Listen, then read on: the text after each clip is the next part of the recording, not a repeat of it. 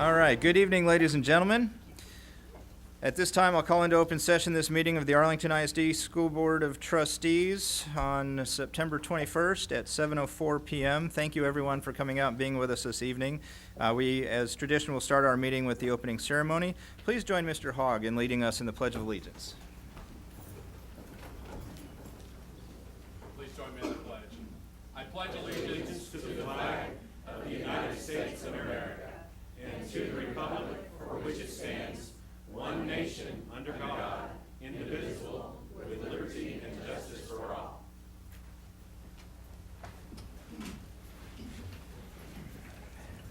Thank you. Now I would ask that everybody please silence any electronic devices and cell phones to avoid disruptions to those around you. I will do that too. And if you would please join me in a moment of silence.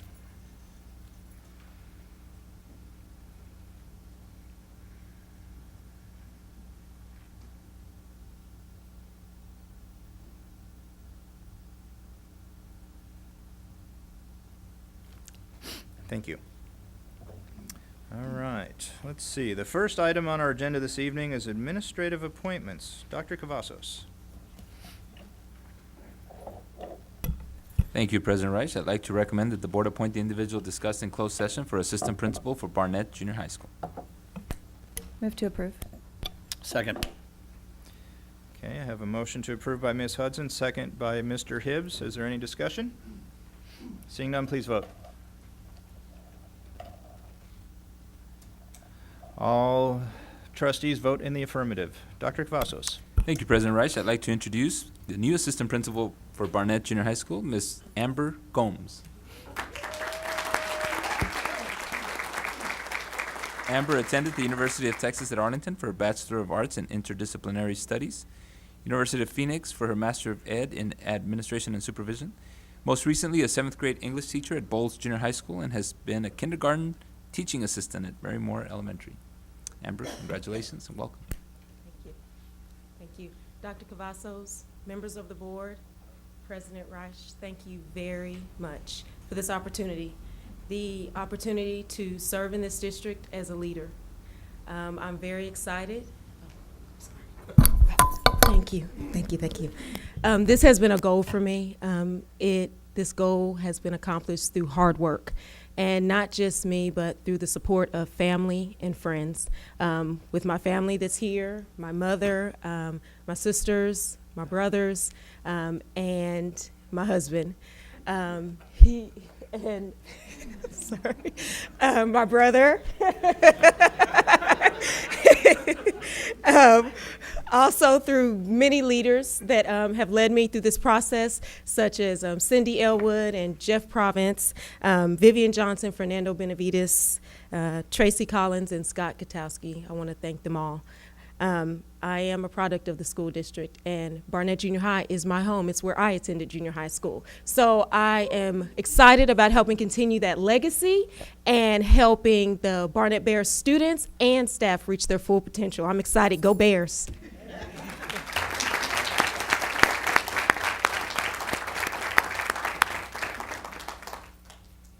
All right, congratulations, Amber. That's all we have, right?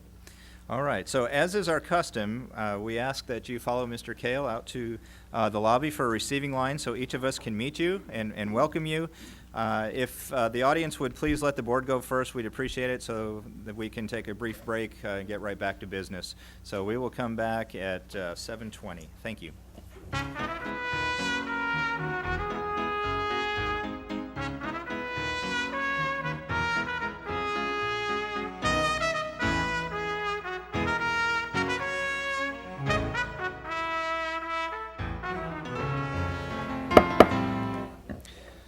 I now call this meeting back to order. Next up on our agenda, let's see, we don't have a public hearing tonight, so we'll move on. Open forum for agenda items. I do not see any cards for open forum. Is that correct, Ms. Benjamin? All right. Well, we will move on then to action items on the agenda. The first item, consider Board of Trustees handbook. We're going to proceed without taking action on that item this evening. We'll put it on our calendar for our next meeting so that we can review that, the changes to the handbook, and then come back and take action on that. So we'll pass on that. The next item, letter B, consider appointment of individuals to the CBOC and appointment of the committee chairperson. Mr. Hibbs. Thank you, President Reich. Myself, Ms. Hudson, and Ms. Mays serves on the Community Engagement Committee, and we had a number, over 20 applicants this year for the CBOC. When we looked at this applicant pool, it probably is one of the strongest applicant pools that we've had since I've been serving on the board and seeing two different bond oversight committees. The board the committee did look at the candidates. We tried to determine the needs for the individual committee. We had 5 people rolling off and opening up 5 new spots, during which time the committee has brought back 5 individuals that we feel would be strong candidates to fill this committee. One in Daryl Miller, one in Michelle Avita, Andrew Makowski, Andrew Nash, and William DeKine. We also recommended 6 alternates in Bill Huff, Vance Morton, Alexander Lopez, Shelley Freeman, Patricia Carey, and Suzanne Kelly. Further, the committee had discussed that William DeKine, who has served as the past chair, be recommended to serve again. We did get these late to the overall board, and in deference to the entirety of the board, I would like to hear if anybody feels like there needs to be any other time or more time, or if they feel like the vetting process was enough to allow us to go forward. All right. Thank you, Mr. Hibbs, and thank you to the committee for the work. I greatly appreciate it. Sounds like we've got a great opportunity for citizens to engage in our process for the bond implementation, that's for sure. In response to your request, I don't see any lights, so I'll take that everybody's fine. And this is an action item, so I would ask for a motion and a second. Move to approve. I'll second. Okay. Motion by Ms. Hudson, second by Ms. Walton. And Ms. Walton, you have something? No? Oh, okay. All right. Very good. Any further discussion? All right. Please vote. All 7 trustees vote in the affirmative. Congratulations to the CBOC new members and the alternates. And again, thank you for all the work as a committee, especially under a short timeline. Really appreciate it. And our community is all the better for your efforts and work. Thank you. All right, let's move on then. Next, we come to our discussion action items. The first one, or the only one, is consider the 2017-18 District Improvement Plan goals. Dr. Cavazos. Thank you, President Reich. And this evening, we'd like to bring the 2017-2018 District Improvement Plan goals for your consideration and discussion. This is really the overall district goals and the launching time now for campus improvement plans as well. With our cycle as to when we actually get scores and things like that, this work gears up early in the year. And so this evening, the DIP goals, if adopted, then we'll continue that work and solidify those campus plans. So Dr. Wirtz. Good evening, Dr. Rice, members of the school board, Dr. Cavazos. I'm here this evening to share with you our goals for the upcoming school year for our district improvement plan.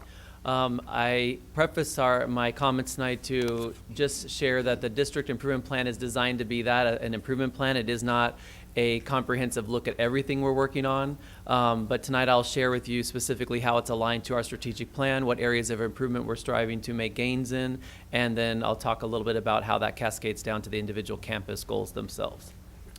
So just as a reminder to our audience, our district vision and goal is to be a premier school district and a leader in education, and we do have the goal that 100% of our students will graduate exceptionally prepared to pursue either the college or career of their choice and to be an effective citizen in society. We have developed with, as a board and as an administration and school district, a strategic plan with 4 primary performance objective categories. They fall under academic achievement, college readiness, workforce readiness, leadership, citizenship, and responsibility. And what we've tried to do is make sure that this is aligned specifically into our district improvement plan. So if you look at the structure of the plan, we start with the strategic plan. We take each of those performance objective categories and we write specific goals and targets inside our district improvement plan that address gaps that are within those categories. Then once those goals are identified, and if they are approved here tonight, they will be shared out as adopted goals with the campuses, and the campuses will then leverage those goals to begin drafting strategies that they'll then impact the work at their schools where the students are. Our goal is to make sure that all 3 of these things are aligned. We put some new processes in place this year to really try to make sure that the strategies that we are drafting at the district level office actually is addressing the specific needs of students back at the campus. So we've done some work to make sure that we're calibrating our 2 sides so that the support structures are in fact actualizing outcomes for kids. Another document that I wanted just to highlight is the scorecard, which we will be sharing soon in upcoming weeks once the board goals are adopted. And the scorecard is not the same thing as a DIP or a district improvement plan. The plan itself defines the work, and then the scorecard is designed to report out on the measures of that work. The scorecard will not include every part of the district improvement plan. We highlight high leverage points, and those are the ones that we're tracking through a scorecard. And all of this is done under the idea of continuous improvement, where we follow a very structured continuous improvement cycle. It happens at the district level and it goes down to the actual campuses as well, where we analyze our data, we plan, we take action, and then we monitor the metrics that we put in place to see if it's making progress or not on a quarterly basis, and then that cycle just continues. I think one of the major points to note about a district improvement plan or a campus improvement plan is that they are not written in stone. They're designed to be a living document, which is what continuous improvement is. So as soon as you do a quarterly review and you recognize that you're not making the progress that you anticipated or something is off, you can adjust the plan, you can add strategies if you need to, and you can discontinue strategies, and we do see that periodically. So I thought I would just take a couple of minutes just to kind of outline how that cycle of continuous improvement looks in terms of the, in a tangible way here in Arlington when we go through this process. The first thing that we do in Arlington is we conduct a needs assessment to create goals for performance objectives. And when we conduct a needs assessment, Dr. Barlow and his team analyze the data. We look for correlations between student groups and outcomes. We also are in the process right now of actually conducting even a needs assessment down to the instructional input points at the campuses. So each campus principal has had an opportunity to look at instructional strategies and inputs that basically how instruction should be taking place in the classroom in each of the content areas, and to assess where their gaps are in terms of outcomes and what could possibly be the input that's causing those gaps. We're gathering all that information, and we're going to be using that along with data to triangulate where we believe the best strategies need to be at the district level so that we can support campuses. Once we gather that, we do what I just described, which is draft strategies. And the strategies are the actual actions that we'll be taking. We would like to track 2 things about each of our strategies. One, are they being implemented? And then the second, what impact they're having on the outcomes we're looking towards. And so we will be assessing those, or we assess those on a quarterly basis to decide whether we need to make adjustments.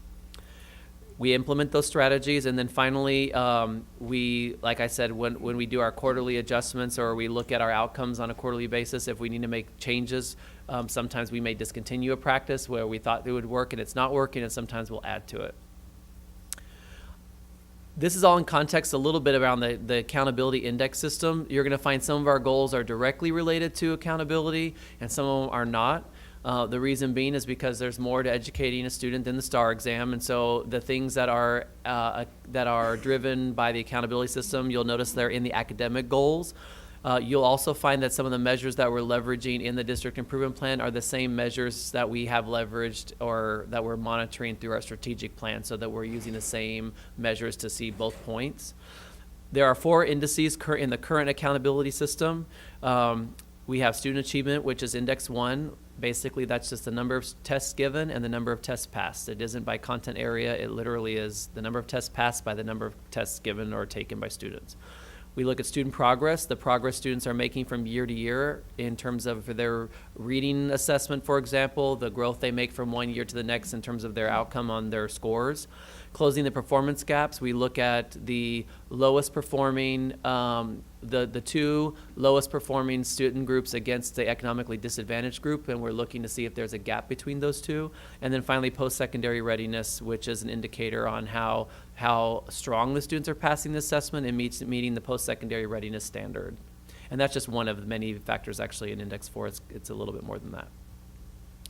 In Arlington, you can see where the green line is. That is where the state's expectation is of where the minimum place where you can land. You can see we're above the bar in all 4 indices in Arlington ISD, where we have a 71 in Index 1, 41 in Index 2, a 39 in Index 3, and a 74 in Index 4. You will find when I go through the presentation tonight, the Index 4 is one that we're specifically concentrating on as a whole, simply because the indicators in there help us with that. But the other indices will be impacted specifically by the STAR results, which are part of the academic achievement goal, which I'm about to share with you right now. So in the goal number 1 for academic achievement, we've chosen to focus our efforts around 3 specific areas: reading, math, and writing.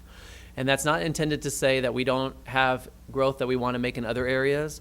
What we've tried to do this year is to be more strategic. I think sometimes you find when you write a plan, you just write this plan to try and do everything. And while the other areas are still going to be things we monitor and we're still going to be working on them, our areas of gap actually exist in these primary areas. So we're going to spend our time really trying to impact these. And so our goal right now for reading would be to increase from 67 to 70, in math from 75 to 78, and then in writing from 62 to 66.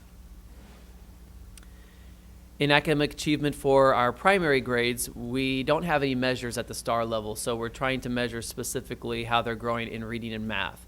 So we leverage iStation, which provides us an ISIP score, which can even be calculated down to what level students are reading at. So we would like to move up at least 1 percentage point on those, and we're going to be looking at several specific student groups. We also are going to be initiating the math inventory, which is a new math screener. We have been doing DMA now for many, many years. It's locally developed.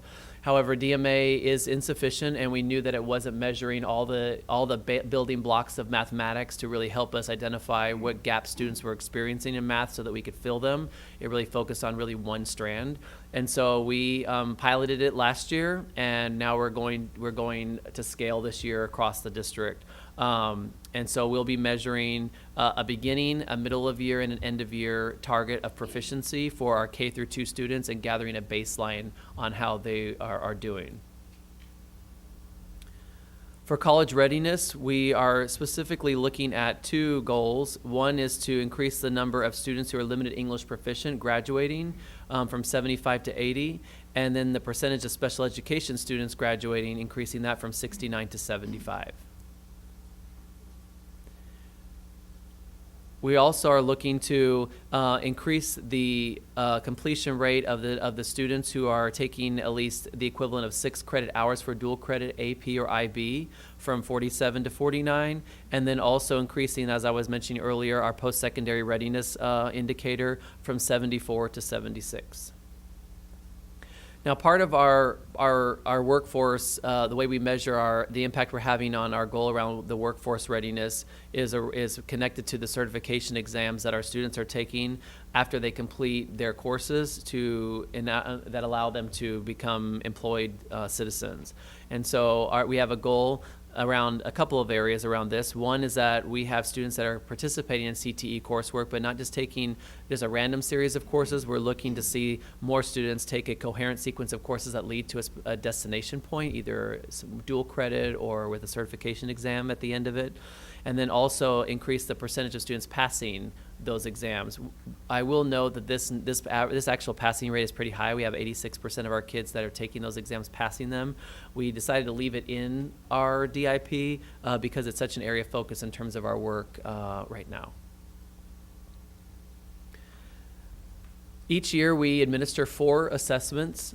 We administer assessments to our employees to measure their engagement. We measure, and you heard the Gibson organization last meeting sharing you data from the student survey that we give out each year. We also have one that's connected to our district services and to our parents. This year we have contracted with Gibson to rewrite and design these surveys, and they will be developed and ran this school year for the first time. So the difference between this survey and the others is, one, because it's coming from the same vendor, it'll allow us to do some things that we haven't been able to do before. And one is to triangulate information from various points of data in order to make decisions. So if you receive data from the parents, and you receive data from the students, and you receive data from the teachers, you can look at how all those factors interact with each other because the vendor is actually making that possible. And so our goal is to design that this year using a research-based theoretical framework that allows us to really get a sense of whether the questions that we're asking do in fact relate to, for example, an engaged employment or workforce or a student body. We're also going to be gathering not only quantitative data in our surveys, but qualitative, so that we can kind of dig down a little bit deeper and get a sense of what people are saying outside of just the numbers. The data that we will receive from these surveys is intended to be stratified by groups so that we can make some effective decisions and make sure that our actions are having the impact where we need. So we'll be able to, while it will still be anonymous, we'll be able to tell which teacher groups it's coming from, what grade levels, possibly how many years experience that person has, just to allow us to get a sense of which populations are where we're needing to, make stronger efforts. And then finally, it'll allow us to really gather information to do some progress monitoring on the experience that our employees are having here, and then as well the experience that our students are having in their learning environments. So because they're new, we have set goals, but they're really more targets around gathering data around baseline. So we will set a baseline score this year around the student survey of safety and the student survey of quality instruction, using analytics that directly inform our work so we can make some strategic actions. The question that we've also talked about is making sure that there are ways for us to correlate or link what we've already been doing in surveys to the new surveys. So we're not going to start completely brand new. There will be questions embedded from one survey that we've had in the past to the new survey so that we can still make links and say, for example, are we making progress over the last 4 years in the way students perceive the quality of instruction they're experiencing, or in the places where they believe they're safe or not safe. So I say that although we're gathering a new baseline because it's a new survey, we do intend to make connections and look for relationships between the two data sets so that we can measure some of our progress. Also, we are looking to decrease the percentage of all students who are being placed just to a discretionary placement at Turning Point from 3% to 2.8%. I would like to make a one comment about this specific one, which is the goal is not intended to reduce the actions of administrators, students who are whose behavior merit a placement at an alternative setting. There is no protocol being put in place that's going to prevent that from happening. All we're trying to measure are the actions we're taking in terms of PBIS and restorative practices, are those actually having an impact so that the need to make those placements is decreasing. That's what we're going to try and monitor. So those are our goals that we're proposing. Any questions? Thank you, Dr. Wirtz. Yes, there are some questions. Ms. Mays. Thank you, President Reich. Thank you, Dr. Wirtz. I appreciate this report, which I think is very important, because once we create our strategic plan, it's good for the community to understand how we're continuing to go back and make sure that those things we said we were going to do, we're doing, stopping, going, moving forward, which brings me to my first question.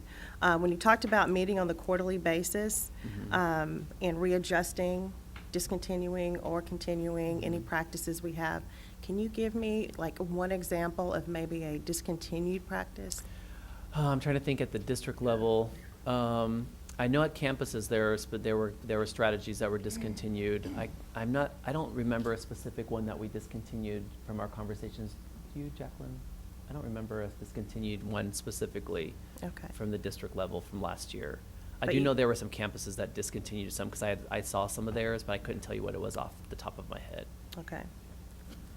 But there are some opportunities of Absolutely. discontinuing once Mhm. you've Absolutely. measured And and not so, going just so that you forward. know, so like my team, what we'll do this year, for example, is every quarter when the DIP quarterly review comes up, we will measure our specific strategies against the targets that we have to decide whether we need to make adjustments or not connected to those 3 areas.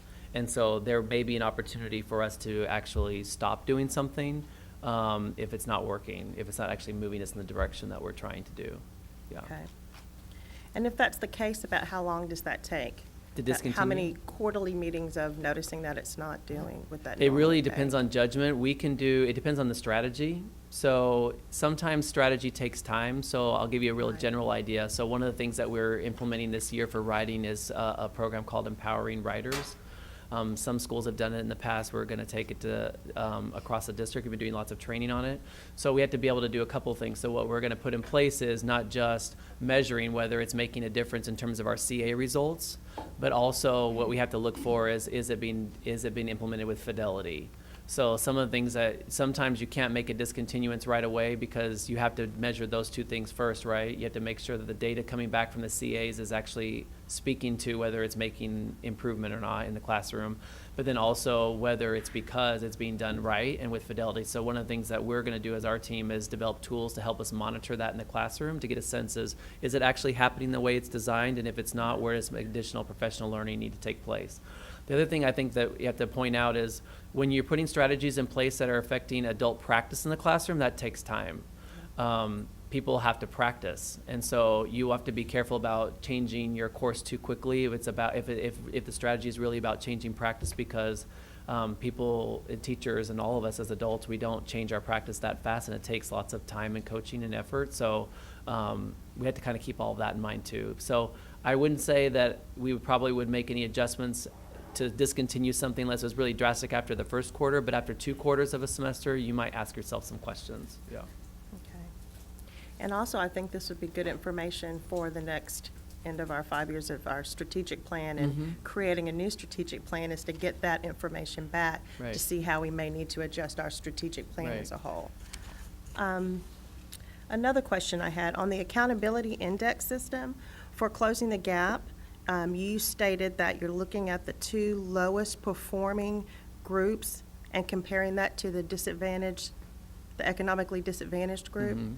So is that the only measure that you're measuring against, is just the 2 lowest? That's what the state does. So they take your student groups that qualify by the group size, and they take the economically disadvantaged group, if you have one, and then they take the 2 lowest performing groups that meet the qualifying group size, and they're looking for a gap between those 2 things.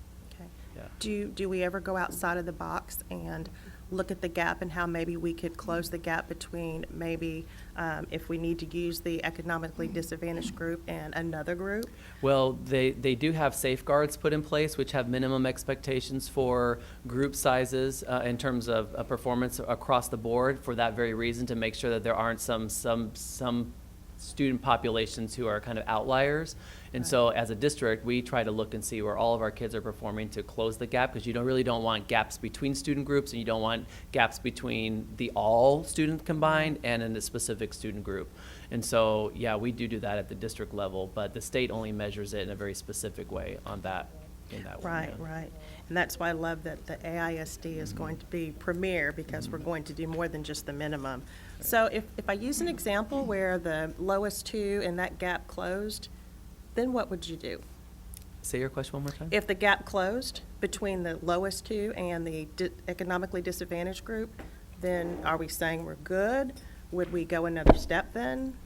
Well, for that specific progress measure, for that specific measure, if there is no gap, you're good. I mean, what you would then try to do is raise the bar for everybody. So you'd want to make sure everyone continues to improve, but that they improve at the same rate with each other, so that one group doesn't outperform another group. That's what you're trying to do. So if the gap was closed, the thing about the Index 3 is there is a standard for passing. So it's not just making sure there's a gap that closes. It's the gap that exists around that passing standard. So once you close that gap, yeah, you would work to make sure that all the groups continue to grow. And that's included somewhere within our strategic plan to allow you to be able to do that? We do monitor our student performance in the measures in our strategic plan. We do. Okay, and then then another question for measurements from one percentage to another percentage in all of these categories for all of the DIP goals.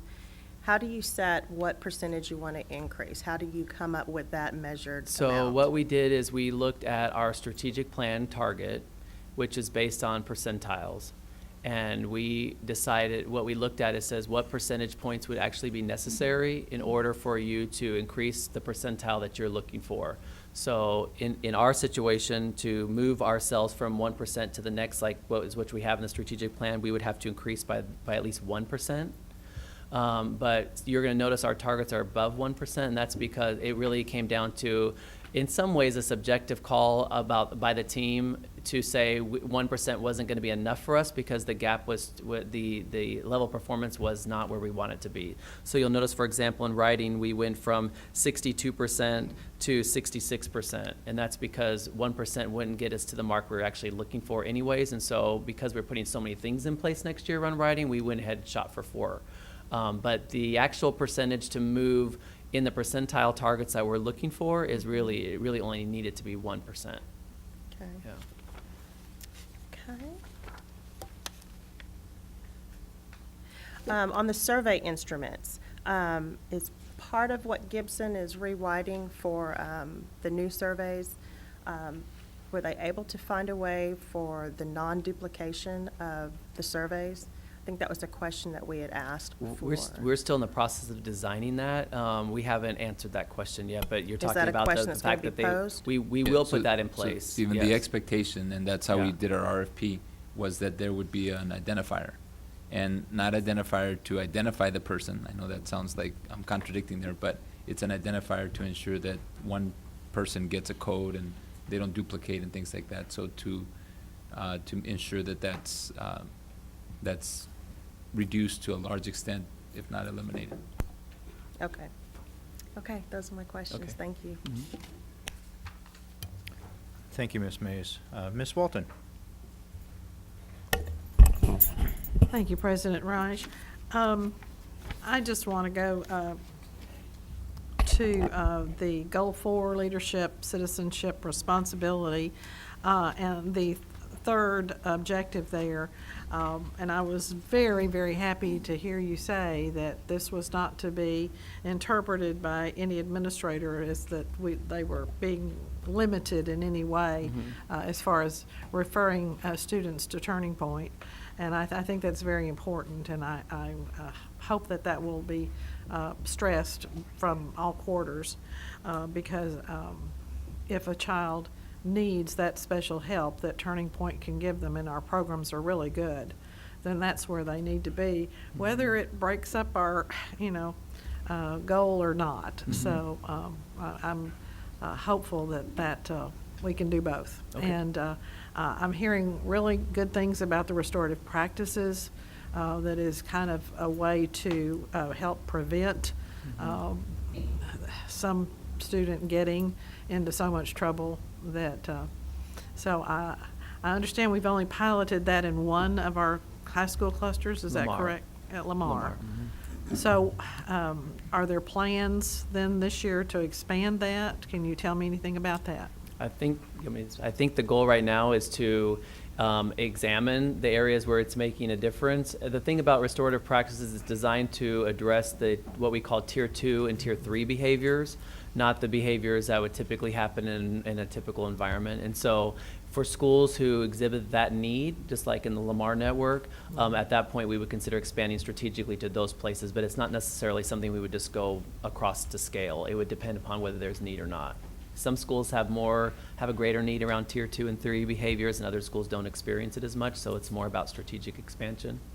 Good. That sounds good. Thank you very much. Uh-huh. Thank you, Ms. Walton. Mr. Hogg. Thank you, President Reich. Dr. Wirtz, just one real quick question. On our surveys, when we start going into stratified groups and breaking it down, first off, I think it's great we're going to qualitative and quantitative surveys. When you break it down to stratified groups, do we have a minimum that we are doing to be able to look at that data? So example, you got to protect the privacy of teachers when they Right. fill out these surveys always, because once that is ruined, surveys fall apart. Right. So I just worry, in healthcare, to be able to look at the broken down data, you have to have a minimum of 50 people fill out that form and be able to look at that to be able to have it aggregated and brought down and be able to evaluate. Do we have a minimum so that you can identify teacher ABC at 4th grade at elementary A post this? Well, I know there's only 4 elementary teachers in 4th grade Right. at this elementary school. I don't want it to be used as a punitive, because Right. once that gets out, it's bad. So do we have a minimum number We that will- we have to be able to stratify that? Yeah, we will put something in place for that. So when we break down our data, the thing that's important to recognize is when we're looking at it when we're stratifying in those kinds of Right. categories, we're looking at it from a system standpoint. Okay. We're not necessarily looking at the 4th grade group at a specific school. So And I guess that's my question. Would it be able to be broken down to say 4th grade at elementary A, B, C, we know what those responses are going to be, and we can then look at comments from elementary A. I don't want it to be targeted at those individuals. Right. Well, the comments that they make in terms of their employee engagement surveys for their schools, they're already at their schools. We already receive their qualitative feedback in the employee engagement survey where they write it out, and it's attached to their school, and it goes back to their principal. It just, their name is anonymous, so we Right. don't necessarily know who it is or what grade level they're coming from. We just know that there's a statement that's made, and then we give it back to the principals for them to do something with it. But when we work out the metrics for how we're going to attach it to an identifier and what specific demographics we're looking for, we at the district level will work to make sure that we are protecting their privacy. And the great thing Yeah. about using Gibson is they're able to give us a little Right. level of protection for privacy for Right. our staff members are doing that. So I would just ask us to be very cautious Right. over that, because it can, once that gets out, if that ever gets out, and that is a problem, it can ruin all the work we've done. And Right. I think we've made a point, we use those surveys a lot. They're very critical to this district on deliveries, opinions, lots of things. So they're critical, because we just always have to protect the privacy and protect the integrity of our surveys. sure. So, thank you. Thank you, Mr. Hogg. Mr. Hibbs. Dr. Wirtz, thank you so much. I mean, the amount of time and effort that you put in, your staff, your overall team has put in for the district improvement plan is truly a something that we should all be able to say that you have the best interest of our district and moving our district forward. So I just want to tell you from myself, and I'm sure I'm speaking on behalf of the board, that we appreciate the time spent in moving on each one of these improvement plans and the different goals. When I look at the goals, and Ms. Mays asked you a very good question, how do you come up with these percentages where we are now and where you want to go? This was brought to the Finance and Accountability Committee, presented to Mr. Hogg and Ms. Walton and myself. And I have to tell you that both of these individuals asked a number of great questions the other day of you and the administration. When we were walking through this, Ms. Walton even had questions up to yesterday, because she was wanting to make sure that we fully had, or we had full clarification. And I think that your group did a great job in being able to bring that to us then and to the board tonight.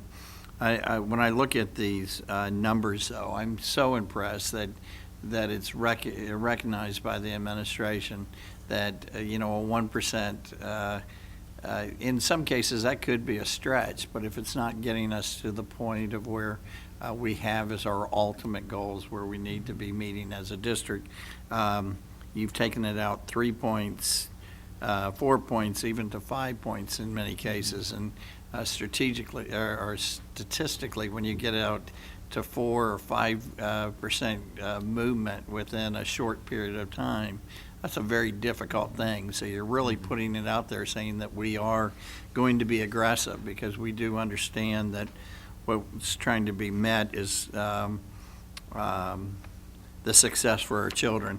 When I look at the DIP goal, and we're looking under workforce readiness, and the second one where it says performance objective 3.2, it's talking about the passing rate for workforce certificate exam. This is to remind our citizens is that we're preparing our students that may not be going to a college path, but through a career path, that we are preparing these students to be able to graduate with the certificate in hand, and then being able to take a certification test so that they can really get into the workforce in very skilled positions. And I know in this case, a 1% movement is huge, because it is requiring a specific testing in a very, very rigid area, one that myself could not just go and take because it takes a skill level. With that, as I mentioned, it did come in front of the Finance and Accountability Committee, and I would like to move that we adopt the administration's recommendations here. Second. All right, we have a motion by Mr. Hibbs, a second by Mr. Hogg, to approve the district improvement plan goals for 2018. There is additional discussion. Mr. Chapa? Yeah, I just had one question, and this goes a little bit off of what Mr. Hibbs just mentioned. Once you get to a 4%, 5% increase in a particular category, especially in 1 year, and especially with when you're dealing with potentially large segments of the student population, that can be, particularly aggressive goal. And I noticed that the goals that you have for DIP Goal 2, Objectives 2.1 and 2.2, with limited English proficient students graduation and special education student graduation rates, I just wanted to ask, was there anything these are the most aggressive goals I see here in terms of the objective percentage increase. Was there anything in particular that animated making those goals particularly aggressive? They fall behind the average.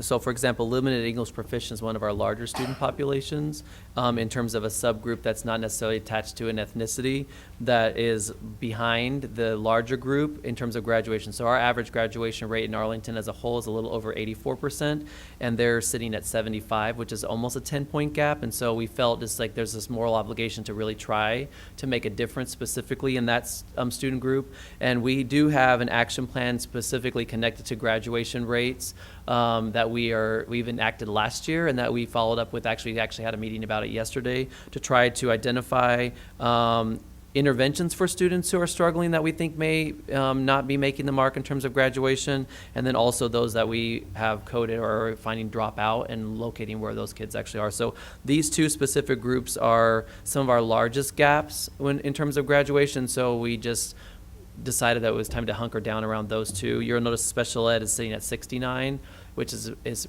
pretty significant when you think about the overall group of students passing or actually graduating as at a little bit over 84%. So that was the intent behind it. Yeah. Okay, thank you. Yeah. I don't see any further lights. I do want to say thank you, to reiterate what Mr. Hibbs said.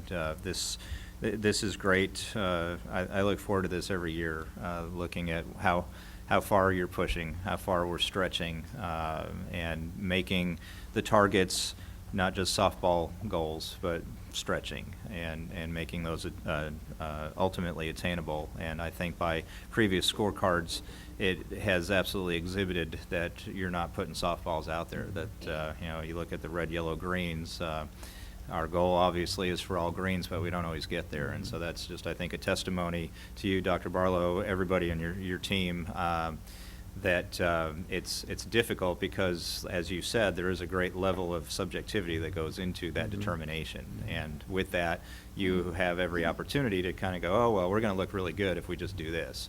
And as Mr. Hibbs said, it's very clear that you truly have the best interest of the students and their achievement in mind and moving this district forward.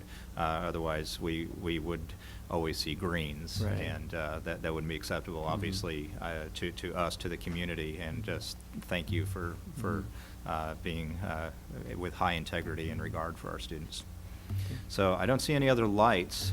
We do have a motion on the table to approve the district improvement plans. Please vote.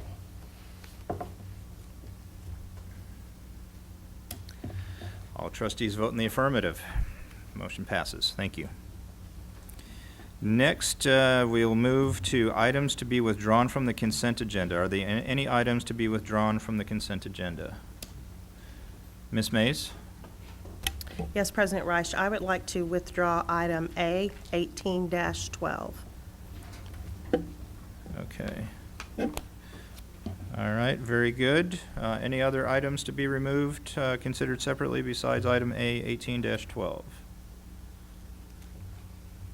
All right, so we will move on to consider the items listed under consent. Ms. Powell, could you please share bids with us? President Rice, board members, Dr. Cavazos, good evening.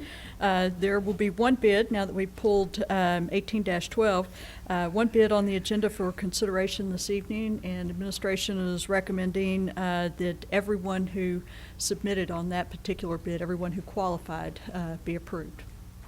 Very good. Is there a motion to accept the consent agenda? I move we accept the consent agenda. Second. Motion by Ms. Walton, second by Ms. Mays, to approve. Any discussion on the consent? Please vote. Consent agenda passes. Thank you. Moving on, Ms. Mays, item A, 18-12, considered separately. I withdrew that item. I will not be voting on this item due to a conflict of interest. Okay, very good. Very good. I don't see any lights indicating discussion. We do need a motion to approve. Move to accept. Okay. Second. Motion by Mr. Hibbs, second by Ms. Hudson to accept item A 18-12. Seeing no lights for discussion, please vote. Motion passes with the exception of Ms. Mays, as stated. Great, thank you. Moving on, we're now at the discussion item section of our agenda. We have one item listed there, the School Health Advisory Council update. Dr. Cavazos. Thank you, President Rice. And this evening, we'd like to present the School Health Advisory Council update. This was a committee that has been led by Mr. Hill and Mr. Brady as the chairperson. And so Mr. Hill will give us an overview of that and then hand it over to Mr. Brady. Mr. Hill. Good evening, thank you, and to the board, President Rice and Dr. Cavazos. Again, we're here to just kind of give you an update on our procedures and work on the School Health Advisory Council. So just a little background information. Board policy FFA local calls for a School Health Advisory Council, or in short, a SHAC. The primary role of this committee is to assist the district in ensuring that the local community values are reflected in the district's health education and other operations regarding that policy. This board nominated and appointed the committee back last fall, and the committee began our work. Many of the committee members are here, and I wanted to just kind of recognize them by putting their names up here so that you can see who they are and put names with faces. And you've actually many of you have attended meetings with the Shack as well. Want to give recognition to our other district staff that helped kind of provide reports and presentations to the committee for their work. That's James Smith in security, Chris Gent, Scott Kale, and Nell Fielding amongst other district staff. So here are the dates that we met. Had 6 or maybe 8 meetings, and we kind of had a meeting that we addressed 1 or 2 of the different components of the Shack. There are 8 components there, including health services, food services, health and PE, guidance and counseling and support services, human resource, staff wellness, and security. Then we presented all of those information to the committee. And then the last 2 meetings were where the committee came together and they just talked about, in general, what are some of the commendations of the work that they've witnessed through, and then what are some of the recommendations that they made back to the administration. And I've given you all a more detailed report that you will have, but at this point, we'll talk about what those 8 components are. We just talked about that very briefly. At this point, I'm going to turn it over to Mr. Brady, and he's going to kind of walk you through some of the discussions and recommendations and summary statements from the committee. And then after he finishes, we'll take questions, and I'll be back. So, Mr. Brady. Thank you, Mr. Hill. President Rice, Dr. Rice, Board, Dr. Cavazos, good evening, ladies and gentlemen. Yes, we met 7 times at the end of winter throughout the spring, and it was a really kind of an eye-opening thing for us. Number one, I really have to take my hat off to the committee. We had great attendance and we had great participation, and I don't think these things work when people don't show up. And you know, it's a lot of people doing the right thing, and part of doing the right things, working hard and showing up on time. And there were a lot of people that did that. We got great reports from our staff. Mr. Hill did a wonderful job quarterbacking this entire thing for us. We got great reports from food service, from athletics, from everybody, and health and student services. And we'll kind of get into what our recommendations were. You got the little arrow, okay, little clicker. All right, there we go. All right. Well, first of all, and it's kind of nice that we're doing this at the same time as the improvement plan, because I think that those 2 things are married together. We can't have students that perform well when they're not eating very well and when they're not healthy. And we've done everything that we can to try and evaluate what the district is doing on these. And we found that the district, by and large, is doing a great job. And when we had concerns, we didn't have any glaring concerns, but there were folks that had some concerns about things. And when we got smarter, when we listened to our staff, when we got reports from our staff, we found that a lot of those issues are being addressed, and they're being addressed sometimes you can't be open in how you're providing mental services or mental health services to students, and that's just one example. But I'll start with nutrition here. I think it's safe to say that our community is one where we don't want children who are disadvantaged in any way to be shamed in the lunch line. That was a major issue for us. Kids that can't afford lunch, we need to find some sort of a discreet way to make sure that they can get lunch, to make sure that you know, if anybody wants to donate money or donate time to that particular effort, that they can do that. I'd say that that's a fair assessment, you know, based on what we had to talk about. So meal purchases for at-risk students were something that we talked about at length. Balanced meal selection by students, a lot of that's not in our hands. A lot of that has to do with state regulation and federal regulation, but we had a decent discussion about that. Reducing food waste. We stopped meeting in May, and in June, the Senate turned out Senate Bill 725, which we're going to see how the district can react to that, but we didn't get to address that issue as a committee or as a council.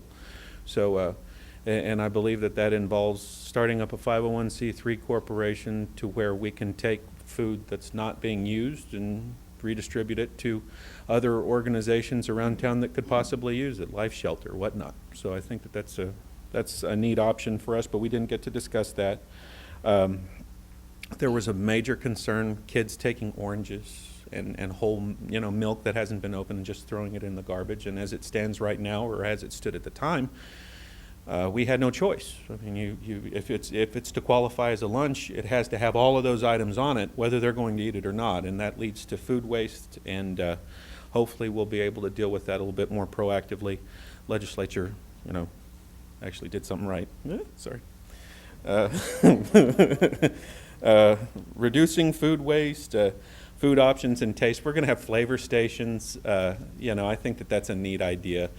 Broccoli isn't all that great, but broccoli with ranch, stuff sprinkled on the top of it.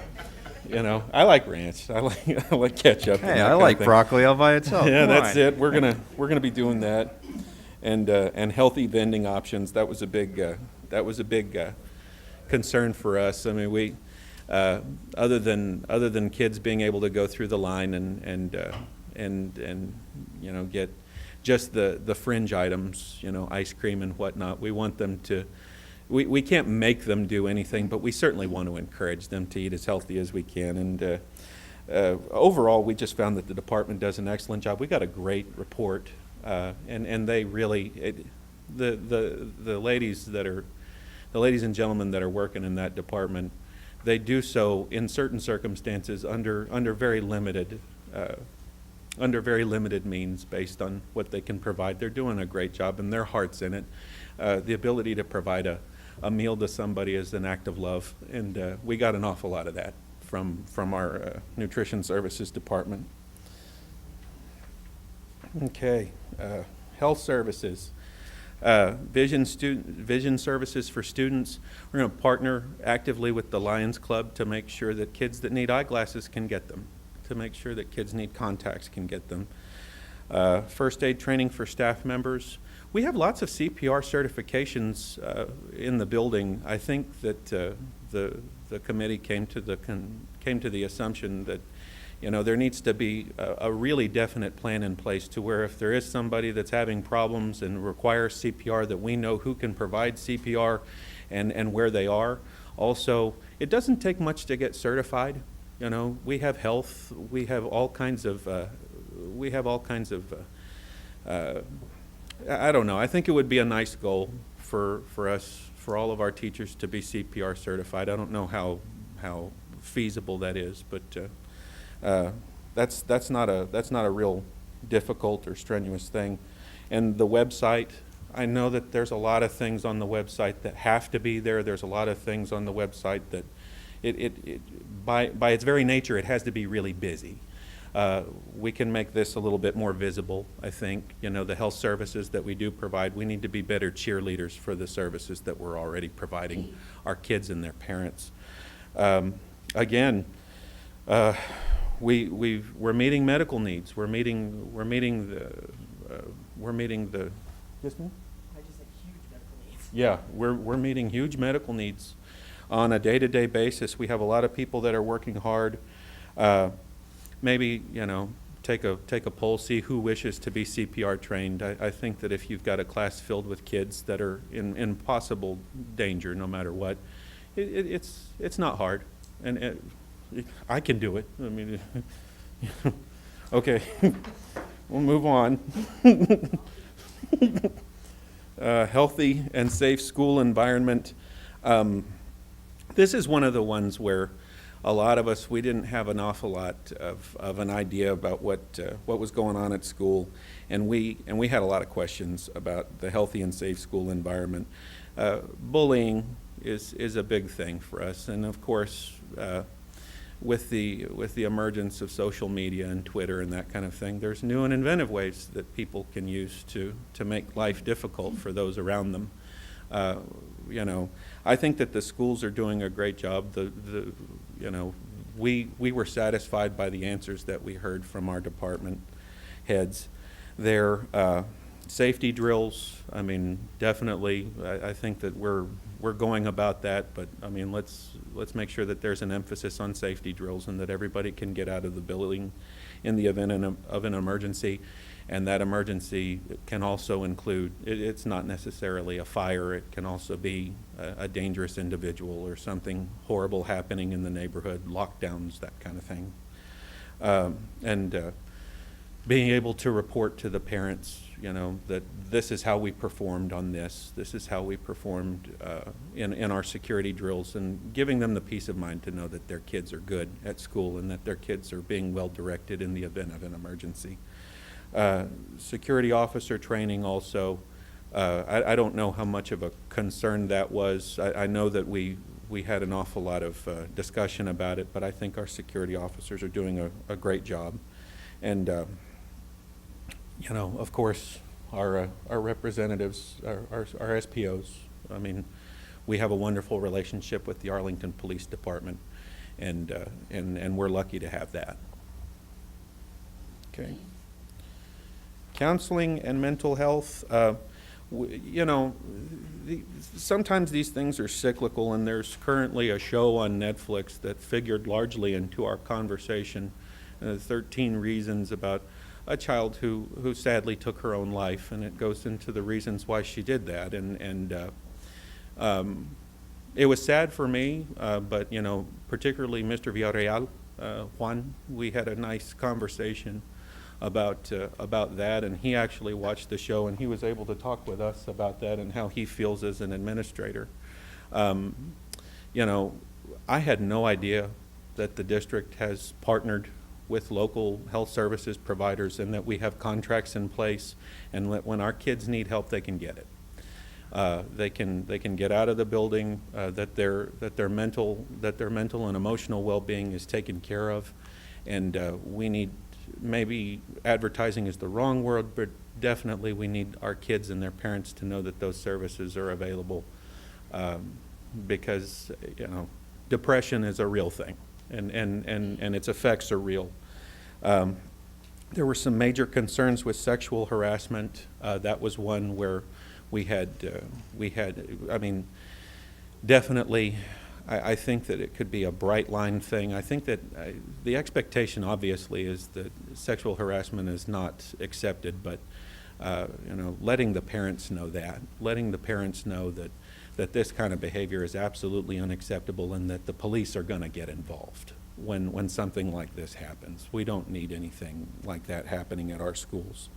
The collaboration with health services providers, like I said, it was so cool to know that we have contracts in place, and that there are people that are helping our kids out every day, and that we're able to make those kinds of references. We need that, and I'm glad that it's there for the kids that need it. Staff wellness and promotion. You know, this is this is kind of I think that in a lot of cases, staff wellness and promotion has to be staff driven, you know, and there are some people that might want those kinds of services, and then there are some teachers and staff that may not, and for the ones that want that, I think that we're doing well, and the committee was able to come to the determination that we're doing a really good job, you know, that we've partnered with local fitness providers, and that we're doing a good job, you know, letting our employees know that their health is important and everything. We had some suggestions about opening up school facilities and that kind of thing to our teachers, so that they can work out. And you know, I guess we weren't thinking about that, but you know, you work all day at a school, maybe you want to leave at the end of the day instead of, you know, work out there. So I mean, you know, that this is a workplace for a lot of our teachers. So I don't know how feasible that would have been anyway, because you have to provide security. Anytime you open a door at a school, I never realized it, but there has to be security. There has to be an awful lot of supervision involved, and the district's interests are probably best kept mobile in that instance for our teachers and for our employees, you know, that we talk to each other, that our campuses, you know, if you know, Mr. Benavides has something that's working for him, you know, then he can talk to other principals and you know, that we share best practices. But the campus wellness champion, to assist in spreading the word and motivating staff to be healthier, to take care of business with your health, I think that's very forward thinking. All right. And parent and community involvement. You know, basically, we're doing a great job with the community involvement, but we got to be better cheerleaders for ourselves. We have to let the community know that these are the services that we're providing. The back-to-school event was a major thing at AT&T this year. It was very well attended. I was not able to be there, and I missed it. I caught the remnants of it on the Facebook. It was very well attended, and beforehand, when we used to have it at Hutch, it was very well attended there, but it was, you know, there was limited. Yeah, it was limited, you know, to a couple of different schools, and now it's expanded so much, and we have so much community involvement. Let's let people know about that in every way that we possibly can. And if you want to volunteer for our schools and you're an appropriate and caring person and you want to do that, let's not just let people know that it's available. Let's let them know that we want them. We want them to volunteer, that this is important to us. Okay. Health and physical education. Okay. You know, this was one of the less, you know, we would like K through 6 athletics. I don't know how possible any of that is, but, you know, to be able to provide those kinds of services for kids, especially, you know, not everybody gets to play football when they're little. Not everybody gets to play soccer when they're little, and because it's not available through school. So, I mean, that is something that was thrown out there by the committee. You know, maybe it's at some point in the future, like the fitnessgram idea and after-school opportunities, you know, for fitness and everything. And we didn't just limit ourselves to organized sports either. There are a lot of kids that can benefit from increased health and from increased physical activity that maybe, you know, competitive sports is not their thing. You know, the walking program, and my niece is over at Pope, and, you know, they have the running club afterwards, and that was a lot of fun for them. And maybe instead of those being so much PTA driven or PTO driven, that they're school driven, you know, that they're driven by policy. You know, those are great programs. I don't know how expensive they are, and obviously there's a price tag for everything, but those are good things. You know, and of course the CPR, ready to respond to emergency needs. I mean, our health and physical education teachers all have that kind of training, the CPR training. Maybe we can expand that to other folks, you know, throughout the building. Okay. And this is a 2-year committee, so we're ready to go. I mean, like I said, we've got really great involvement from our committee and from everybody else. We had some procedural things. I mean, we you know, maybe adopting bylaws at some point or something like that. There are all kinds of suggestions. I think at this point, having a shack that meets 7 times, that creates definite goals, that recognizes achievements, and kind of sets the table for next year is what our immediate goals were. And my goodness, we did that. I mean, we had a lot of great staff. We had a lot of great folks from the community. I mean, everybody's here. It's nice. So, all right, but all right, and we have questions if you've got any. Well, we do have questions. Thank you very much, Mr. Brady. Good report. Can we have the members of the shack that are here present please stand and be acknowledged?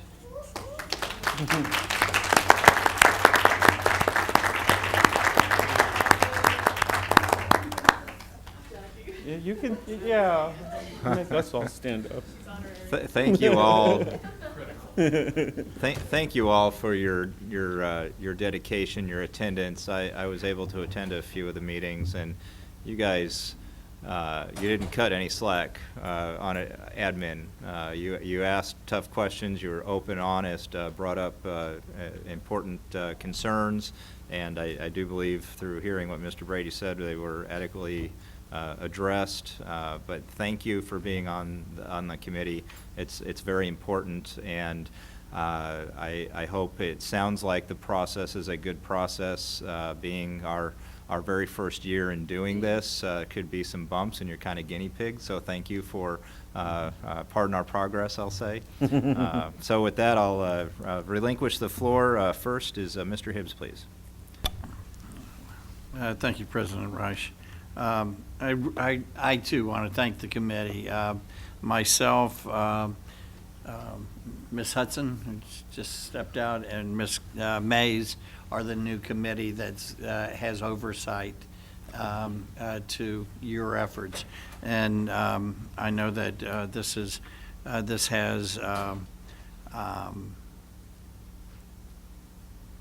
it's something that when we look at the health and the safety of and wellness of our students, we know that leads to academic success.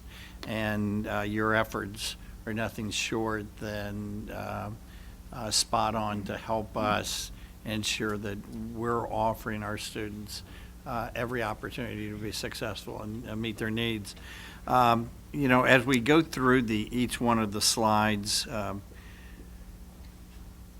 we see that there's wonderful comments. We're saying that the district's doing an excellent job, or they're doing a very good job. And you know, I love seeing that you have said, looked at these individual areas and saying, man, we're doing some really good things.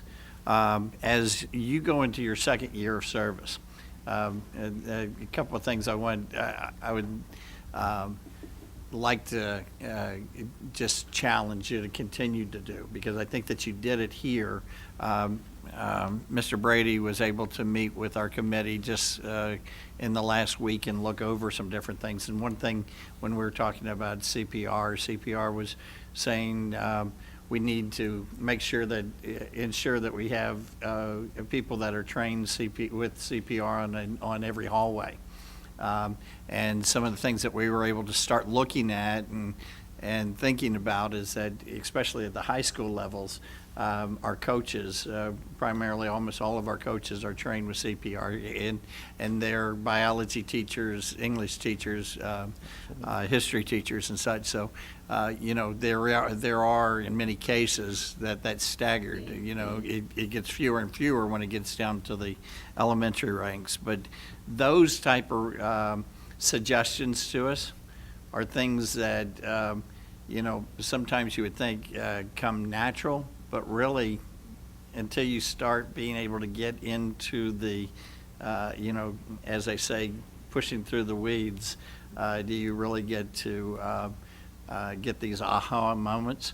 And I would suggest that, or continue to challenge you that for this next year of your service, to continue to seek those aha things. What if we did this? Something that I heard Mr. Brady say over and over again into his report to our committee is he says, you know what we need to do better as a district? And it was two things. One is that we need to be better cheerleaders, and you even mentioned it tonight. Yeah.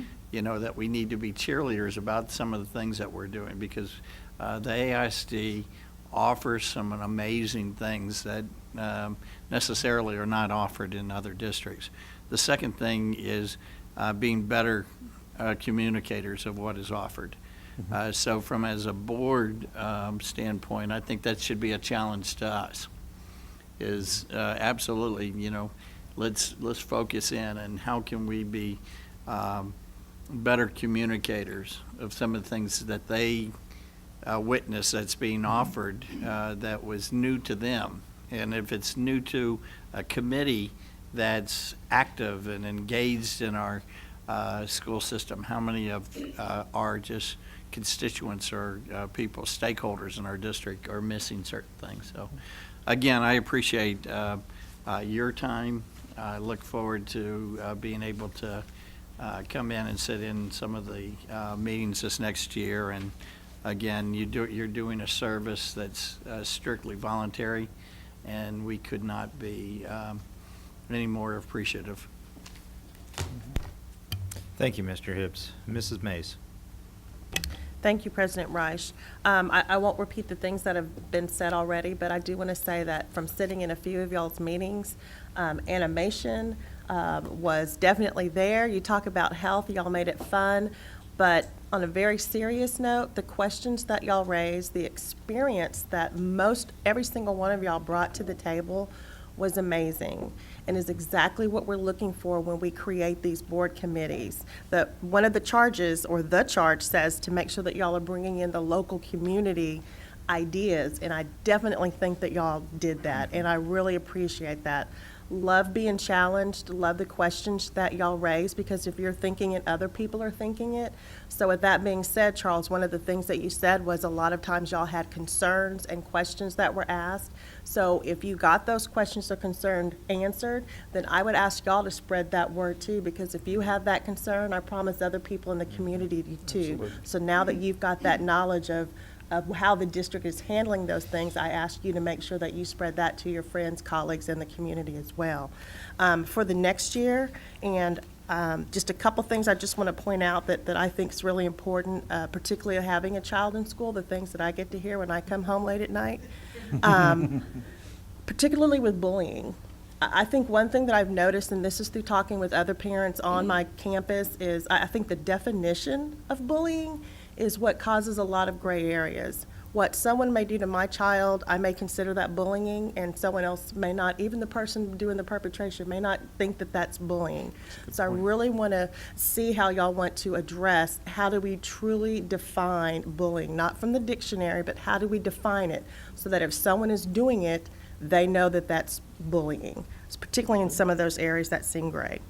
Another area that I'll be very interested in seeing y'all continue to look at, and that's mental health. One thing that was said was I definitely think making sure that the community is aware of the services that we offer. A lot of times just the identification of someone having a mental issue is key. So I really like to continue to hear some of the ideas that y'all have about addressing mental issue. And unfortunately, it's just the way of these times. We're seeing more and more of those issues arise. So definitely want to hear more along those lines. So with that being said, I just want to say thank you once again. Charles, thank you for stepping up to chair this committee. And I really do look forward to y'all continuing to raise the expectations of us and what we need to do as a district to make sure that health is continued to be addressed. Thank you. Thank you very much, Mrs. Mays. Mrs. Walton. Thank you, President Reich. Y'all have done a lot of work. Thank you all so much for all your effort and your time and your commitment and your passion about this. I think I only got to see 2 meetings, and both of them, I mean, things were just popping and firing and wonderful ideas. I loved your comment. I think my favorite part was so much in this district by our wonderful employees, our cafeteria people, our nurses, our counselors. You know, they're doing this out of love. It is. And out of love for our kids. And, you know, there's just not anything better that we can give them than that. So it's wonderful to be able to kind of think for a minute about all the positive things that are going on in this district and being led by some tremendous counselors, nurses, food service folks, the security people who, you know, be sure everybody gets home safely and are safe at school. So that's it's really, I'm excited about this committee going forward. I would just like to throw out one little thing, and I'm not sure if I'm calling it the right thing. You were talking about CPR, and I think that's a wonderful thing to, you know, provide that on a voluntary basis. We also in our buildings have, it's a defibrillator or something called AEDs. And, you know, I think, I don't know, does our district, you know, school everybody on that campus on where it is? I know the nurses know where it is, but, you know, and maybe even how to operate it or anything. I mean, that was that just kind of came to my mind when y'all were talking about CPR. And so that's a good segue. We do have those AEDs, and depending on the footprint of the building, there are several of them in several parts of the building, and there's training on how to actually use them. And the nurses as a part, I'm sorry, I don't know if it's a nurse, but they are checked every year to make sure that they're operational and there's a training that's conducted to make sure that people know how to use them. Well, you know, the more we can expand that group, that cadre of people that know how to use that and where those are, I think would only benefit us. Yeah. So, Thank you. anyway, just an idea. Thank you very much, Charles, for your leadership. Appreciate it. Thank you, Mrs. Walton. Thank you, Ms. Walton. Ms. Hudson? Thank you, President Reich. Thank you, Mr. Brady, so much for your hard work. And I do want to just echo the sentiments of my colleagues in thanking the committee members for all of the work. This was a huge, huge data download, a huge amount of information to take in. And it's very important that you guys understand that we know that y'all have to go through a lot of work for this to really reach a critical mass. Our Financial Futures Committee has been around for a couple of decades, right? And it's become part of our culture here in Arlington. Fiscal responsibility and that participation with the community and that accountability. I feel like this is the beginning of a beautiful relationship where hopefully 20 years from now, people will look at Arlington and know that this is a place where people can come and get a fantastic education, but also where your children will be treated as whole individuals, and that all of their needs will be met, not just their academic needs. I think that's already being done, but being able to quantify that and qualify that and make sure that we're doing that in partnership with our community is just so vital. And so I'm really, really grateful for your service. I also, I only got to attend the first meeting this year where I got to hear Ms. Annette Mannering talk about health services, which it's one of those things where if you're blessed to have a really healthy child, you probably don't know all of the services that the AISD provides. But no matter what the needs of your child, no matter how severe, their needs are met here by professionals and with compassion and with love and with dedication. So that was a really inspiring thing to sit on. I want to thank Annette Mannering. I want to thank Jackie Anderson. I want to thank Aaron Perales. I want to thank Tori Sisk for really doing a lot of hard work to present everything about your individual departments. I have also been able to meet, I haven't attended the meetings, but I have met individually with each one of these departments. And I can tell you that these folks just absolutely put so much passion into their work. They can't wait to share it because they do a lot of work, even though no light has been shined on them. There's no accolades, there's no awards, but they still do this work. And so to be able to shine a light on them and really share their good work, I think is wonderful. It also takes a lot of courage to open up your doors and say, hey, here's what we've been doing. Now can you see if you can poke some holes in it and find out ways that we can do better, right? Yeah. So I really appreciate that just courageous level of openness and vulnerability to participate with our community in such a profound way to try to make sure that our system is the best that it can be and that it's always improving in the service of our children.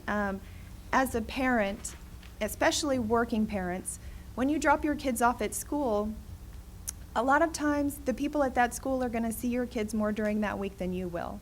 Yeah. And that's a tremendous amount of trust, and it's very challenging. I mean, the first time I dropped off my little kindergartner, oh my gosh, you know, it's just this big old school and this teeny tiny little boy, and you just say a big prayer that the people in there have got it. And I think you guys are serving the dual role of, number one, making sure that we've got it, and number two, helping to express that to our community so that people can feel very confident dropping their babies off at our school, having them interact with all of the people on our campus and know that no matter what needs are raised, they may share needs with people on our campus that they're not even willing to share with their parents.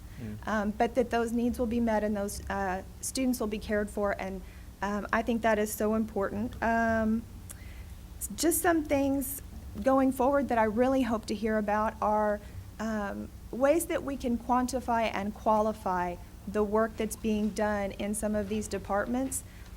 So for instance, K through 6 athletics, nobody's waited for it, that to be a district initiative. I know some of the elementary schools already have started doing little intramural soccer teams and stuff like that. So if it's perhaps just that we're asking year over year, how many elementary schools have something going on, and is that increasing year over year? and what can we do in leadership to continue to encourage that? Physical education, how much real time of moderate to vigorous physical activity is actually happening in those physical education classes. We have trained professionals who are teaching them, but I believe from school to school, that's going to look very, very different. And so is there a way that we can qualify that? Time Magazine just came out with a really, it's a special edition, and it's all about the science of childhood, and it's really fascinating. If you have a chance to pick it up, I really recommend it. But one of the things that they point out in there is that 7.5 is the age at which most kids decide whether they're athletic or not. And that was really profound to me because that's an access issue. It costs money, whether you're going through the city or through the Y, to be able to give access outside of just the physical education that's going on in our schools. And a lot of our students, as we know, are socioeconomically disadvantaged, and they may or may not have access to that. So maybe taking a look at that and seeing what it is that we can do to share the love at that level as well, and make sure that kids aren't ruling themselves out from, you know, potentially being firemen or in the military or something like that just because it's 7. They don't have rock hard abs, right? I mean, who does? So let's see. I just want to make sure that I've covered everything. Was it something I said? No. Yeah. Okay, well, let's see. I do have some questions for the committee. So this was all in a very condensed amount of time. It was. I know that our CBOC typically meets on a quarterly basis. I'm not making any suggestions on how you guys should do things, but was it beneficial to sort of do it all in a short amount of time and get it done? Would y'all be more comfortable if it was spread out with maybe 2 meetings or 1 meeting every quarter? Have y'all discussed that? What would maybe work out the best for the group? Because we want to keep you around. We really want to, it's a very passionate group, a very well-rounded group, and there was so many different perspectives and expertise that I heard going around the room. We just want to make sure that we're doing everything that we can to facilitate y'all staying together and continuing to contribute. Well, I'll open it up to our folks here, but I think, you know, once again, this was the beginning of a conversation, very much like you just said. And you know, the presentations, we went to the FFC format because that's what we know, and the FFC format works, and that's it. I think that quarterly would be nice. I think that it's kind of, yeah. It was a lot at one time, and it was like a massive download. And there was time, you know, you had like a couple weeks to kind of digest, but really you came back with more questions. Yeah. And I think having it more quarterly would definitely allow us more time to do research on our own, to ask questions, to refine our questions, and to ask questions of people who came and helped us to learn, because there was tremendous, I've been in this district 20 years, and there was... Come on up to the mic. Spence is going to yell at us any second. You know me, I can't stop talking. Okay, so I've been in this district 20 years, and there were things I never learned about this district before that I was on this committee, and I was like, wow, we do that too? So I think that having that a massive download really was a lot. It was almost overwhelming. And then having like 2 weeks, you had to turn it around and come back with it. You're like, whoa. You know, and so having time to be able to digest that, to be able to research your questions and really think them out thoughtfully, I think would be a much better thing for us, in my personal opinion. But we could always ask our person who's big on protocol. I think she's pretty good on that. So I would turn it over to her. Yes, she does. I don't know who they're talking about. That's okay, I do. Well, we'll definitely look forward to the maturation process of the committee Yes. and let you guys do your work and determine what that is. And Absolutely, thank you. Just quarterly, my 2 cents is that we'd be able to be more responsive, you know, is that these issues don't come up once a year. They come up all the time. Sure. So, Very good. That's all I had. Just once again, thank you so much for all the hard work, and thank you so much for your continued commitment. I'm very excited to be on the Community Engagement Committee this year. I'll be able to come and listen to you guys and kind of watch the process as this committee does mature. But you guys are, you're the beginning of something, and it's not to take away from the previous shacks, but for whatever reason, they never really reached that critical mass. So we're really, really counting on you, and you definitely have the ears of the board and our hearts as well. Thank you very much. Thank you, Mrs. Hudson. Thank you, Ms. Hudson. Mr. Chapa? Thank you, and I'm just going to build on what they said. It is a maturation process, and you survived a data dump, and as somebody who served on the Bond Oversight Committee and the Financial Futures Committee and survived some of those myself, I can tell you that coming back with each succeeding year, it got a little bit easier, and one of the most valuable things as a participant in those committees was learning from other people who had been through the same process before me. And so I would really encourage you to, if you have the time and the desire, to re-up if you have the opportunity to, because you're now a resource. And so the process of surviving that data dump, you can make easier for someone else. You can make the process more efficient because you know what we've gone through before, and you produced a substantial work product here of recommendations. And you can make each year more valuable to the participants going through it and to us as well, because you know what's come before. And so if you have the time and inclination, I would strongly encourage you to come back, because this is very valuable stuff, and I think it will only get more valuable in the future, and you can really help that speed that process along. Thank you. Thank you, Mr. Chapa. I don't see any more lights. I'd just like to close with what seems to be a recurring theme with your presentation and this evening in general, is that our district is filled with nothing but consummate, caring professionals. Mhm. And that is wonderful. There's so many good things going on. Thank you again for all of your work. Ms. Hudson said 20 years from now. I think she means you guys for 20 years. Just saying. Just kidding. Just kidding. But we do look forward to this process continuing on, and as you become more experienced and comfortable and tweaking that process, I'm really looking forward to the input that you will then provide with what will likely be more recommendations or getting to some data points and that type of thing, as Ms. Hudson mentioned. So thank you very much. I was closing, but Ms. Mays has something as well. Go ahead. Thank you, President Rice. Just a comment I want to make to my colleagues. Earlier, Dr. Works was talking about triangular. I really would like to see us as a board to start looking at ways that our committees can also do that same triangular thing. For instance, one good way, Dr. Works, that we all know to help a child behave better in class, to help them learn, is to make sure they eat something healthy in the morning. Those two things kind of go hand in hand. So just as a board, I want to challenge us to find ways to make sure that we're utilizing this information that we're getting from our different committees to help. That's all. Great. Good input. Thank you, Mrs. Mays. All right, with that, we'll let you off the hook, Charles. Thank you. I'm happy to be here. I'm happy to be here. Well, thank you all thank you so for your much. leadership. Appreciate it. It's a wonderful thing, and working with these guys, it's been really wonderful, and I learned so much from these, and if we can make just a little bit of a difference in the life of our kids, then that's worth it to all of us. It looks So- like you were really outnumbered, too. Yeah, I know. And I'm okay with that, I'm good. Very good. All right, thank you, and thank you again, committee. Thank you. I, of course, am not on that committee any longer, the board committee, to be able to come and look and visit. Maybe I'll sneak in anyway, because I really enjoyed the time. The Chamber of Commerce thing's going on, I gotta go. I'll see you guys. All right, and he's off. Very good. All right, so that was the only discussion item that we have on the agenda this evening. So now we come to our open forum for non-agenda items. We do have one card. This second open forum segment of the meeting provides citizens with an opportunity to address the trustees on any subject except personnel. This is not intended to be a discussion or debate. Trustees will not reply to the speakers. Derogatory comments will not be tolerated. So I do have one card. When your name is called, please step to the podium.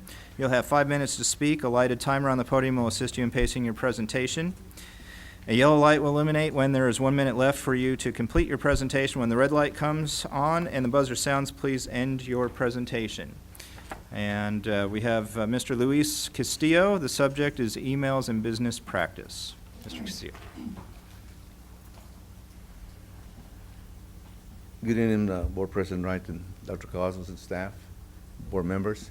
My name is Luis Castillo, and I just wanted to take time to raise a concern about some business practices that's been going on in the district. It's not my intent to lecture the board nor the staff on Finance 101, but as we all know, as public servants, it is incumbent upon you all to spend our funds prudently.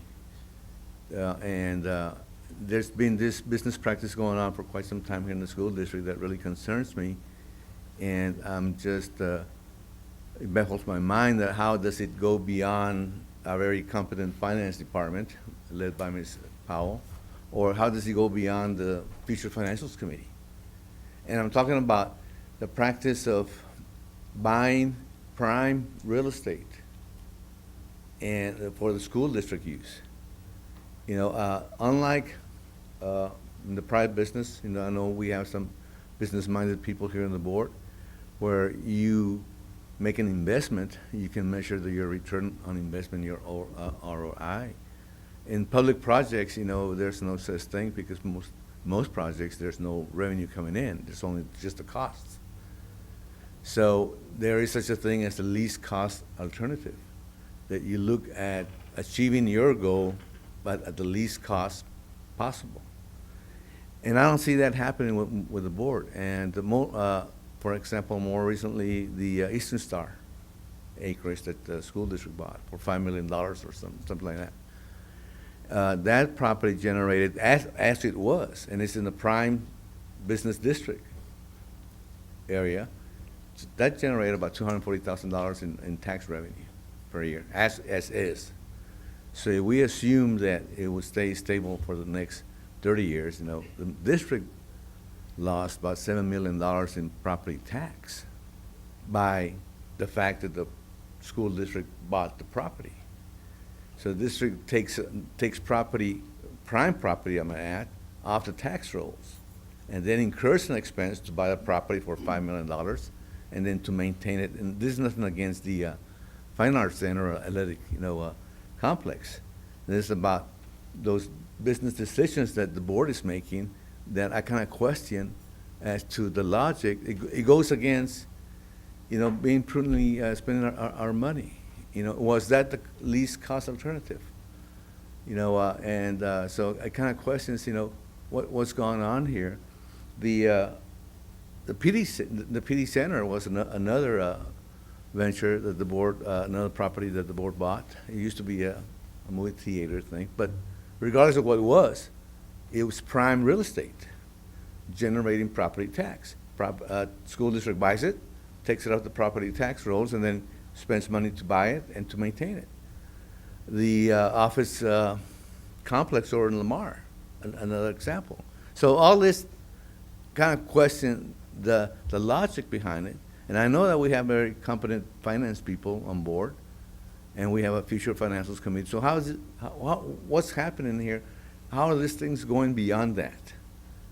You know, it just baffles my mind, unless, emphasis unless, there's something going on behind the scenes, under the table that the public doesn't know. You know, because on the surface, I mean, those things shouldn't be happening if we're going to be good caretakers of our public funds. But that's not necessarily what's happening, and it concerns me. And it's been going on for years. You know, don't think, and I'm pretty sure the board knows that it isn't with the current administration or the current board. It's been going on for years. It's a business practice that needs to be looked at. And is it the best business decision that you all making when you take off money, property tax? Except, for example, another example would be, I don't know how the board or the former board president vigorously supported the Texas Rangers, when in fact that project took away money away from the school district in property tax, and again, prime real estate. So all of those things kind of accumulate. You know, the school board might have, the school district might have about $22 billion property valuation, and this may sound insignificant, but it's marginal. It accumulates. And I just wish that the board revisits that practice. Thank you very much. Thank you, Mr. Castillo. All right, moving on, the next section is Superintendent's Report. Dr. Cavazos. No report tonight. All right. Any board members wish to report? Mrs. Walton? Just quickly, I have some favorite things that are happening. First of all, I would hope that those of you that like beautiful music and wonderful, exciting kids and so forth, what I'm getting at is the Dean Corey Extravaganza, one of my favorite things of the whole year, is coming very soon on Monday, October the 2nd at 7 o'clock at the UTA Stadium. And if you like marching bands and lots of instruments, all of the high schools are there, all of the junior highs are there, and the UTA band is there. And it is usually one of the most beautiful nights of the whole fall, and a lot of fun music going on. So encourage you to come to that. And the other thing is the Arlington Public Library group is having their book sale. That starts next Wednesday. So on September 27th at the Meadowbrook Recreation Center. So if you want some cheap books, they got them. Wonderful. Thank you. Thank you, Mrs. Walton. Mrs. Mays. Thank you, President Reich. I just wanted to say congratulations to another awesome year of Operation Graduation that went on throughout our district. How fun it was to be able to go out and give encouragement to students who needed just this much work to get that degree that we're so pushing in our district, to be able to give them that information and have them come the exact same day and be able to set up a time and appointment to come back and get their degree. One thing I just wanted to point out that was so very exciting is the parents who said, "What do I need to do to help you help my child?" So I just want to make sure that I reiterate that for those students that for whatever reason have gone off path. A lot of times there's a story, there's a reason. Every parent would like to see their child who started something finish and get their degree. A lot of children who come out of school and don't finish have a reason that they may not understand. It's not the end of the world. And oh, you took the time today to come knock on my door. Teachers, staff, the teachers that were there, the counselors that were there, just thank you. It was a really wonderful experience, and it is every single year, and I really appreciate the district doing that. And then I also just want to end and say once again to our community of students, staff, parents that have been impacted once again in Houston, in Florida, the Dominican Republic, Puerto Rico. Our staff, shouts out to Ms. Torres, our chemistry teacher, whose family has nothing left in Puerto Rico. Just want to once again just say to our community that our prayers go out to them and that we are here to assist in any way possible for education, showing them once again the different services that we can connect them with here in Arlington. And that's my report. Thank you, Mrs. Mays. Yes, there's certainly a lot to pray for. Absolutely. I don't see any other lights for any other trustee reports. Madam Secretary, do we have any items to consider? No, President Reich. All right. Well, very good. It is 8:59 p.m., and we will now move to a closed meeting pursuant to Sections 551.071 and 551.074. Thank you.